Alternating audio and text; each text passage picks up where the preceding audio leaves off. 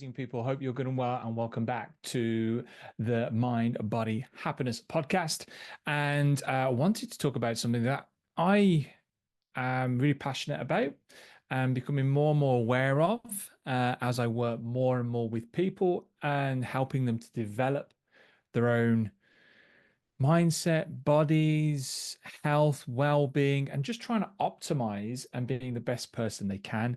And also helping myself with my own personal development, being able to be the best person I can be, whether that's in my personal life, with my health, my well-being, my fitness, my business, and just trying to do the best I can.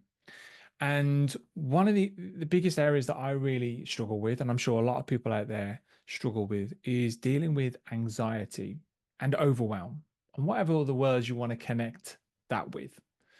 But I use anxiety and overwhelm. That's just how I express what I'm feeling and how other people I help with um, express it. They use the terminology anxiety and overwhelm, just the feeling of things getting away from us, not being in control fully, worrying about the what could happen, what we think is going to happen. And it can really start to have a negative impact on a lot of people. And I think it's an area that a lot of people are struggling with because the way that lifestyle is now, the way that the world makes it, can make us feel, if we feel that we should be further down the line in terms of our own personal development, we should have achieved more, we should have more, we should be in this position because this person who may be of a similar age is to me has, and they've achieved this. And we could be very outward focused now with technology, with social media, and how we look upon the world. So anxiety can play a negative role in a lot of people's life. And I've started to um, work on myself to support my anxiety and overwhelm, and have been able to have a positive impact on my clients. And I wanted to do a talk about it. And this is something that is never finished. You're never really going to just be great at dealing with anxiety and overwhelm. You're never just going to be, everything can be great at nutrition and exercise and training. Um, it's always a process. So I'm going to run through a few things that have helped me, but I know probably in about 6 months' time, 8 months' time, I will have been able to, my list will have changed and I probably would have put other things in here, but this is where I am now. And I love that because I believe that it is a journey and it's a process. So I wanted to share these with you, the things that have helped me to deal with anxiety and overwhelm in no particular order, but something that these are the things that I call upon regularly for myself and, as I said, for my clients. So the first one, focus on the little things. Now, easy said than done, but a lot of our anxiety comes from our outward facing, big goal views on everything. So we are always looking at the outcome. We're always looking at where we need to get to instead of just looking and focusing in on the little things, the next thing, the next step, the next action.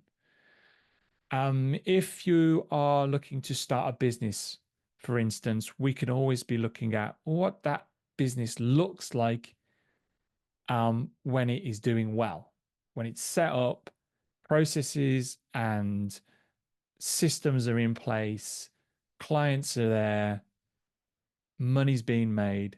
We can look at it that way. Now, that is huge. And again, with that, overwhelm and anxiety starts to swell up straight away.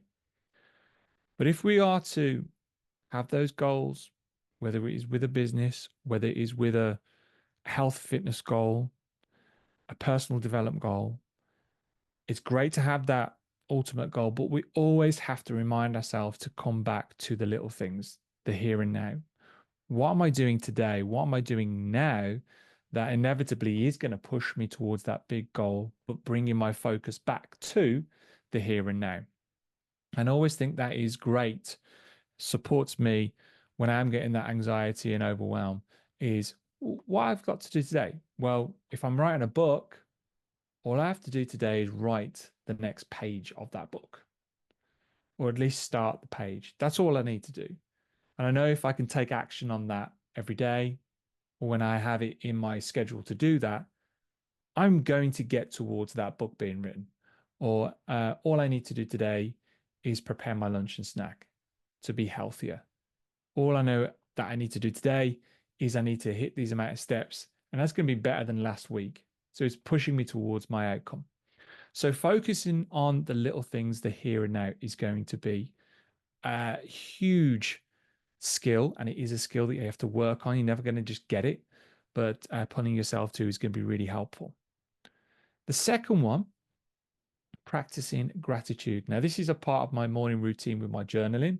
So I'll journal on something that I have in mind that is supportive, aligns with my focus, aligns with my um, outcomes, aligns with my values and principles. And then I'll always do some gratitude.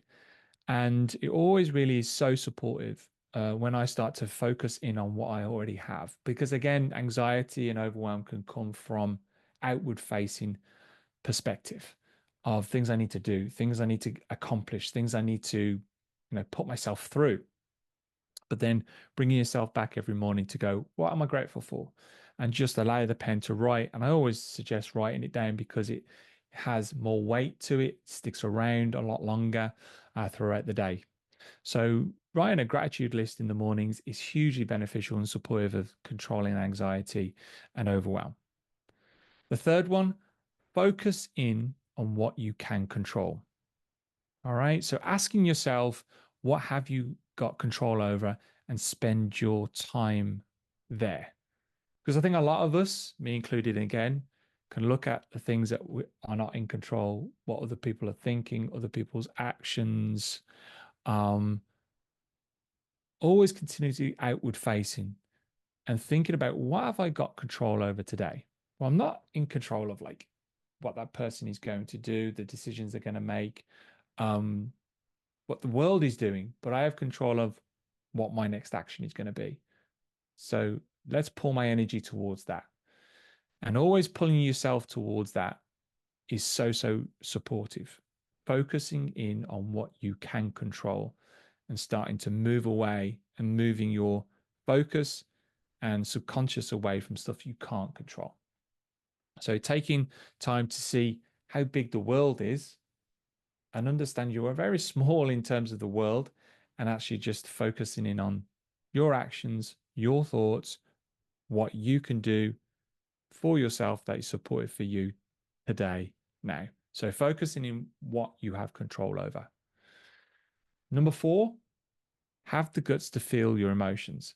So a lot of people, we can think of, well, I feel down today, I feel anxious today, I feel overwhelmed today, I feel stressed today, but we never actually take the time to think, why is that? Why do I feel that way? And actually start spending some time with your feelings takes guts. That takes you to be present. It takes guts. It takes you to actually spend time, probably feelings that you don't want to spend in. So have the guts to feel your emotions and actually get to the crux of why you're feeling that way. Why am I feeling stressed today? Well, actually, maybe because this thing happened yesterday. I didn't really deal with it very well. And actually getting clarity around that, and then actually taking positive steps to resolve that, or at least take steps towards resolving that thing that made you stressed. But I really do feel that taking some time over what you're feeling and what those emotions are. And I find meditation is great for that. And a lot of people think, well, meditation is stopping thinking. But if I create that time to meditate, I'm actually get clarity around the feelings and emotions that I'm feeling at the time. And I can actually then start to do something about those feelings and emotions, and to deal with them better and to take action on them. So have the guts to feel your emotions and actually think about what am I actually feeling? Why am I feeling this way? And then you can start to do something about them. Seneca said, we suffer more imagination than we do in reality.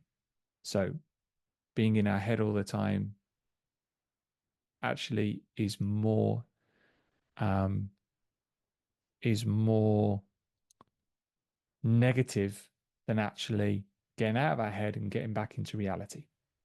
So I think that was a really powerful thing to always come back to. I always come back to that quote from Seneca. Number 6, move your body. Now I'm going to start to get into something that is physical. So had the mental aspect. Now we start looking at the physical aspect. So move your body. And I'm a big advocate of this anyway, because our bodies are built to move. Our bodies are built to be resilient. Our bodies are built to be outside. So whenever we're being anxious and overwhelmed, I always know that if I can get myself outside, go for a walk with Arthur or just by myself, I can then start to manage that anxiety better and that overwhelm better, and actually start to get to the bottom of things, get clarity, move through things, make progress, and really get into a better position when I come back. So moving your body, whether that is just going for a walk, whether it's challenging your body at the gym, going for a swim, whatever it may be, but moving your body physically is such a great thing to do. Number 7, get a hobby.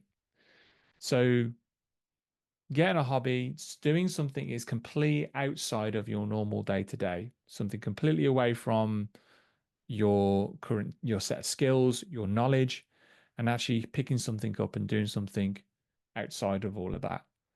Again, creates that mental space and quietness and opportunity for stillness, because you're taking your mind away from the everyday grind and you're bringing in something alternative that is less weighty, has more space, more oxygen in, and you're able to look forward to it. It's something that you enjoy, but getting a hobby is really, really helpful. And I think a lot of people have moved away from hobbies, completely encapsulated in their career, family, which is great, understandable. But again, it's something that has overtaken everything else, and people's hobbies and things they like to do outside of those things have kind of diminished. And it's one of the big reasons why we get so anxious and overwhelmed, is because we haven't got the opportunities to let all that stuff go physically and mentally, and just to express ourselves in something that we really enjoy. So getting a hobby, whatever that may be, is going to be really helpful. And the last one I wanted to share with you is have something bigger than you. So something that is your North Star. So again, we get bogged down by all the stuff we have to do, we feel we have to do, we're obliged to do, pulling energy from us. But having something that is bigger than you, something that you are going to give back to the world, give back to your family, leave a legacy, is really powerful. And again, can pull energy back towards you. And it's always something to move back to. So if you feel yourself moving away from, you getting lost with everything, you always have this thing. You always have this thing to come back to, the North Star.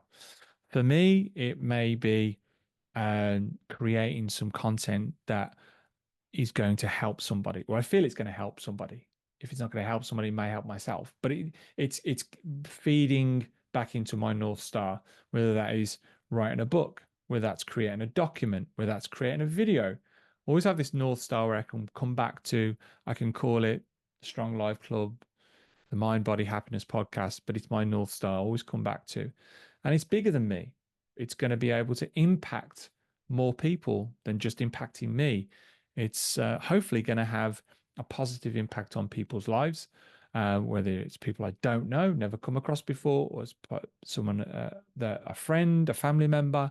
But yeah, having something that is bigger than you, something that is your North Star, that just pulls you back to a place of stillness, a place of alignment, something that aligns with your values and your principles, is always going to settle you and bring you out of overwhelm and anxiety. So that's what I have at the moment. As I said, that is something I'm working on. Um, I'm interested in delving deeper into anxiety and overwhelm. If you're listening to this, know someone who deals with this and is working within helping people with anxiety and overwhelm, I'd love to know. Get me linked up with that person. I'd love to know. But I hope this has been helpful and supportive. If you are dealing with anxiety and overwhelm, I'd love to help. So make sure to comment, like, if you're listening to this on Spotify or YouTube or even on iTunes. I'd love to help. But in the meantime, keep living well. And yeah, hope it's been helpful. And I'll see you on the next one.